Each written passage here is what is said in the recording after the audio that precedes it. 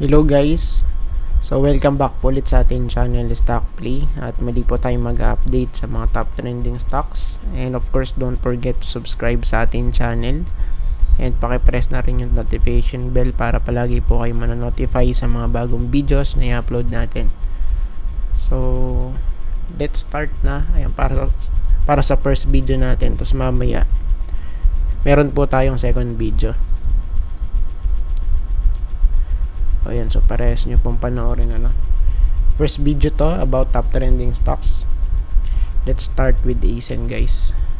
Ayan, so update na naman to, no. So far same pa din yung itsura. Ayun, so still nasa ano pa din to, resistance. Ayan, kasi yung green box na to, resistance to, no. Ayan, we have here a couple of retests 2023. Okay, tas ngayon retest ulit, guys, no. Ayan, so tingnan natin kung magbe-breakout or pagpo-pull back ba. Ayan, so just in case na mag-pull back, pwedeng bumalik dito, maybe here sa area na to, ayan, sa 5 or sa may dating support sa may 5, somewhere here, no. 5 or dito malapit sa 5 point, let's say 5.2, no. Ayan, then yung sa daily chart naman na to, sa daily chart, crossover sa stock goods. So yun nga lang kasi nasa resistance, no. So just in case na talagang mag-breakout, of course yung target natin ito na 5.9, ano. Ayan, sa may next green box 5.9 yan yung price level niya ron. So bakit doon? Kasi ayun, no, may mga talbog dito, tas dito rin nag bumagsak, di ba? Same here. Ayun, pullback naman dito, pullback, tapos boom. Ayan, no. Kaya yung ano natin dito, yung target natin ay sa 5.9, ano, yung next major resistance for ASEN. So yung next converge po. So weekly, solid na solid yung ano niya nga, yung candlestick, ano, pwedeng ma-hit yung 12.3 excuse, pwede guys. So as of now, napakaganda ng chart ni Converge, no. Super solid, oh. Ayan, super clear. Nag sideways before, then breakout ngayon. So bukas tignan natin kung magre-retest dito. Ayan, so pwedeng ano dyan, mauntog dyan, tapos pull back, ano. Oh, ayan, goods. Okay, maganda yung chart ni ano, ni Converge, no, overall. Tapos next MRC. So ngayon i-check natin yung chart na to, ano nangyari, no? Ano ba nangyari? For sa weekly muna tayo. So halos same pa din yung itsura, no?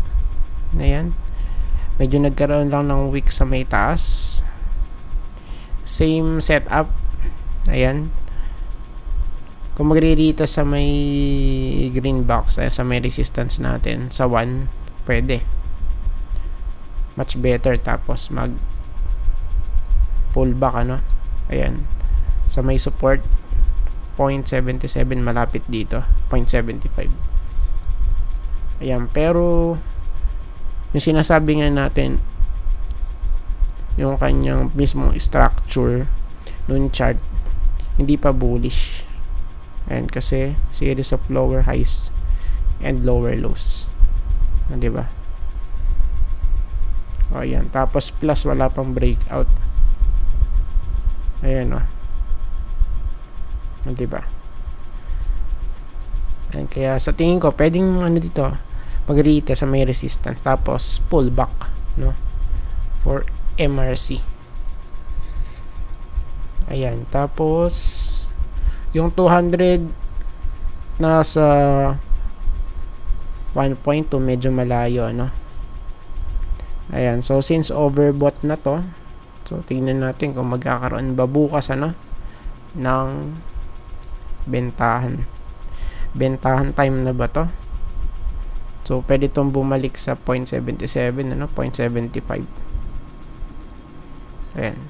Pwede ganun yung setup. Kasi sa lower time frame na to, baka may mga sign na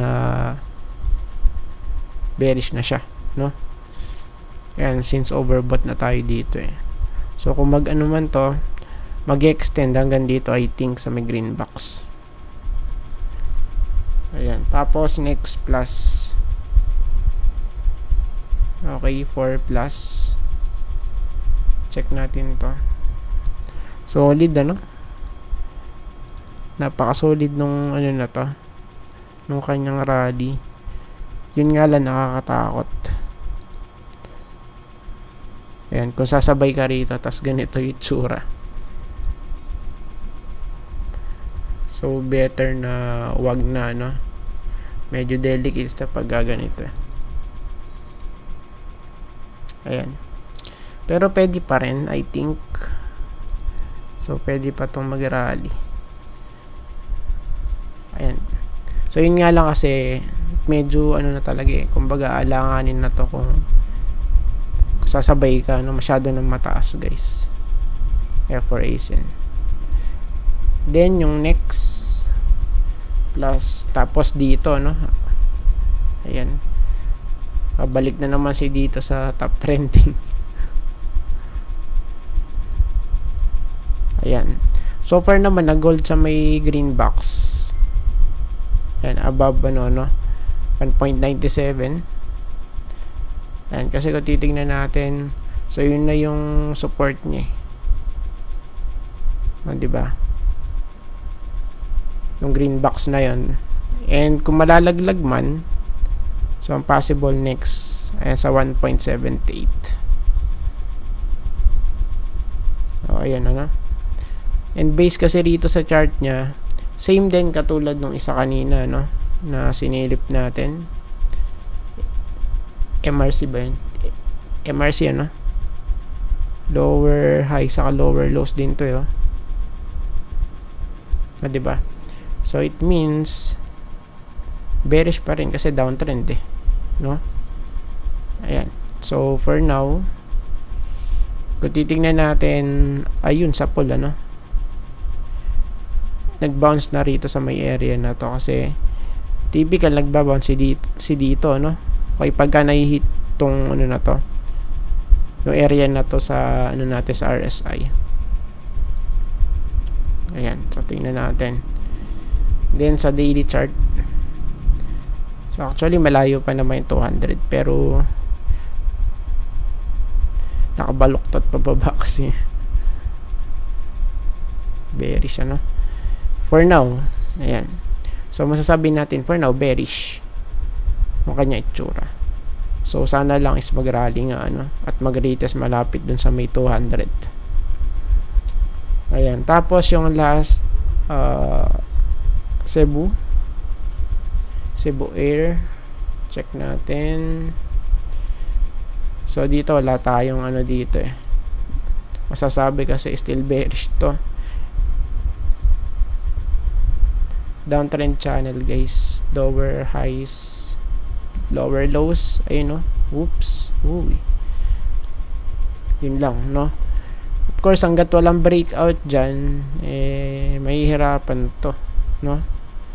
So far, yung ano natin dito, ang pwede nating masabing support for CEB is, so pwede dito.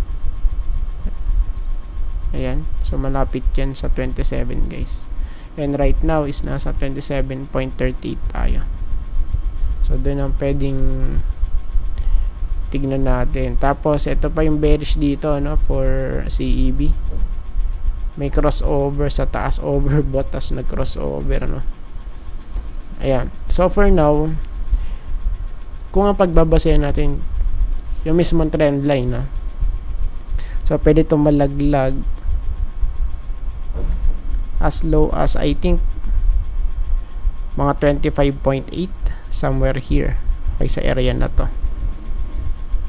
Ayan. So bakit yan? Kasi trend line yan, guys. Ayan, diba? So trend line kasi yan. Ayan. So tingnan na lang natin, ano. Tapos sa daily chart, same din, bearish. Ayan. So I think tapos na po tayo, guys, at maraming salamat po sa panonood. See you po sa next video. Bye bye and God bless.